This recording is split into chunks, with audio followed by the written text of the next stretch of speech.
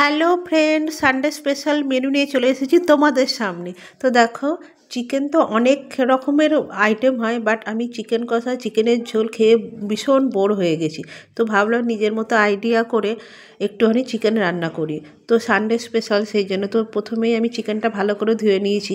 এরপর আমি একটু ভালো করে টক দই মাখিয়ে মোটামুটি আধ ঘন্টা মতো ম্যারিনেট করে চিকেনটাকে রেখে দেবো।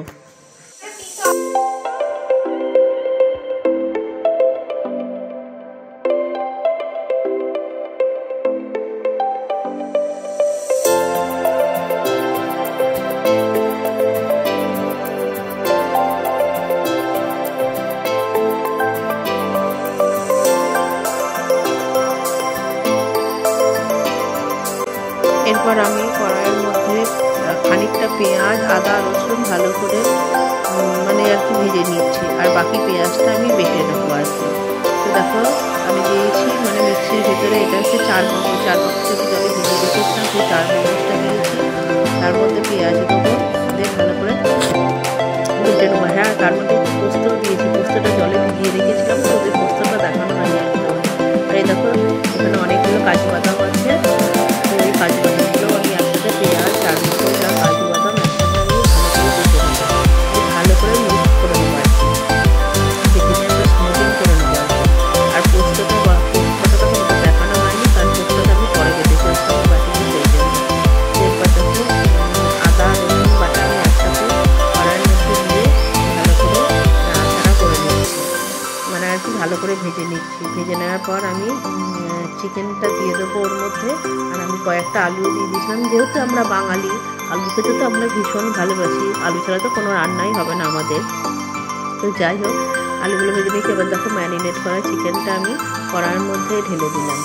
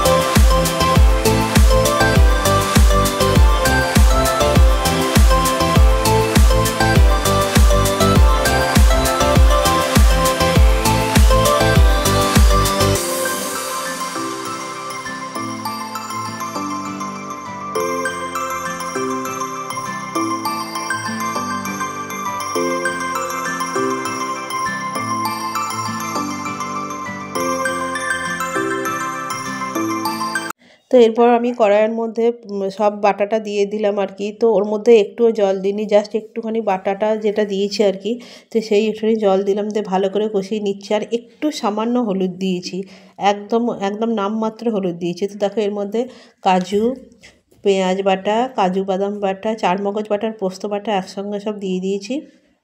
তো দেখো, দুর্দান্ত কালারটা এসেছে। এবার ভালো করে কষিয়ে নিচ্ছি, কিন্তু পুরো রান্নাটাই আমার ওই টক দইয়ের জলে আর ওই পেঁয়াজ, চারমগজ, কাজু এইসবের মানে মিক্সে, পোস্তর এইসবের মিক্সেই হয়েছে। তার মধ্যে কিন্তু একটুখানি সামান্য মশলা বাটার জলটা দিয়েছি, আর কিন্তু আমি এক ফোঁটাও জল দিইনি। একদম গ্রেভি গ্রেভি টাইপের দেখো চলে এসেছে, আর খুব ভালো মানে সেদ্ধও হয়ে গেছে, আলুগুলোও সব সেদ্ধ হয়ে গেছে ওর মধ্যে। তো দেখো, এরপর আমি একটুখানি সস দিচ্ছি, আর কাঁচা লঙ্কাও কয়েকটা দিয়েছি। তো সসটা একটুখানি দিয়েছিলাম, তারপর দেখলাম, টেস্ট করে দেখলাম যে আর একটু সস দিলে ভালো হয়। তো তারপর আমি আবার আর একটু সস আর একটুখানি তোমার ওই যে সয়া সস, এই দুটো সস দিয়েছি, আর একটু ধনেপাতা দিয়েছি। যেহেতু শীতকাল, তো ধনেপাতা তো সবই লাগবে, সব কিছুতেই দিতে হবে। তো 2 রকম সস দিয়ে আমি ভালো করে আবার কষিয়ে জিনিসটা মিক্সড করে আবার একটু ফুটিয়ে নিলাম। তো বলা বলি কথা কি, জিনিসটা দারুণ খেতে হয়েছিলো, দুর্দান্ত খেতে হয়েছিলো। যে তোমাদের যদি ভালো লাগে এরকম করে ট্রাই অবশ্যই করতে পারো। আর যদি ভালো লাগে তো চ্যানেলটাকে একটু সাবস্ক্রাইব করে আমার পাশে থেকো। আর রান্নাটা কেমন হয়েছে অবশ্যই জানিও। আর যদি খেতে ইচ্ছা করে তো আমার বাড়িতে চলে আসতে পারো, আমি তোমাদের রান্না করে অবশ্যই খাওয়াবো।